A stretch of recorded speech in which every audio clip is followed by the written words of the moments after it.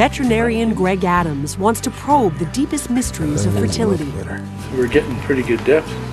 That means long days of hands-on work with animals, hours at the computer, and lately at the Canadian Light Source Synchrotron at the University of Saskatchewan in Saskatoon, planning for a new and powerful tool that will let scientists see deeper into living creatures than ever before. Who could ever have guessed that we would be milking goats as a kid and working with the world's biggest X-ray machine when you grow up? So how does a boy who simply wanted to grow up to be a vet find himself working on one of the most advanced scientific projects in the world? Well, that's the story of Gregg Adams. I wanted to be a veterinarian from as long as I can remember. Today, wild deer at the U of S Native Hoofstock facility near Saskatoon are Gregg's study subject of the day. With the help of his graduate student, Rob McCorkle, the wild deer are herded inside for testing. Good. Got him. The task? To determine which deer are pregnant, using some of the newer tools of the trade to see right inside the animal. So there's the bladder that's full of urine, but no, not pregnant. How's she doing? And one of the first tools I used was ultrasonography. It's a method of imaging. It was a whole new world. I was like a kid in a candy store because we could see inside the animal without hurting the animal. And we could see the babies moving, we could see the heart beating, we could measure its growth. So that was my first experience with technology. It was not to be his last. Gregg's work on fertility as part of a U of S team showed that, like cows, women ovulate in waves, often more than once a month. That was declared one of the top 100 discoveries of 2003. Now Gregg is ready to break more new ground, and it's partly because one of the biggest scientific projects in Canadian history opened up just a 2-minute walk from his office. And I thought, well, I have this incredible tool right outside our back door. So I thought I'd better learn a little bit more about it.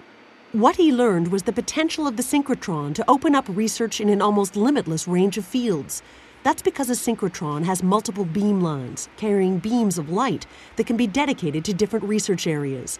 A biomedical line could shed light on Gregg's own work in fertility, help diagnose and treat cancer, image the progression of arthritis, and much more. It's like a whole renaissance. We get to look at all these old questions all over again because now we can see them really deeply and really clearly. Dino! Gregg helped convince synchrotron expert Dean Chapman to move to Saskatchewan from the U.S., and the rest is that they plan to make history, to build BEAMIT, the biomedical imaging and therapy beamline. Helping them do it are Emil Haleen, Beamline Development Leader, Tim Haubrick, the Project Manager, Colleen Christensen, the Project Coordinator, and a team of about 60 scientists from across Canada, the US, and Australia. So far, there are only 2 such beamlines in the world, and neither of them generally image anything larger than a rabbit or a mouse. Gregg's plan for BEAMIT is slightly more ambitious. Personally, I want to be able to put a cow in there. And Dean always shakes his head every time I say this. He says, Gregg, I don't know how we're going to do that, but I want to see the egg inside the follicle, inside the ovary, inside the cow, a live cow. That's a tall order. They have to consider just how you get a healthy 1,000-pound animal to stay still for its X-ray image. She's in, Rob. A tough task, considering it's hard enough to keep a deer in a conventional. Okay. That's just like the synchrotron. We have the electrons going around our corral here.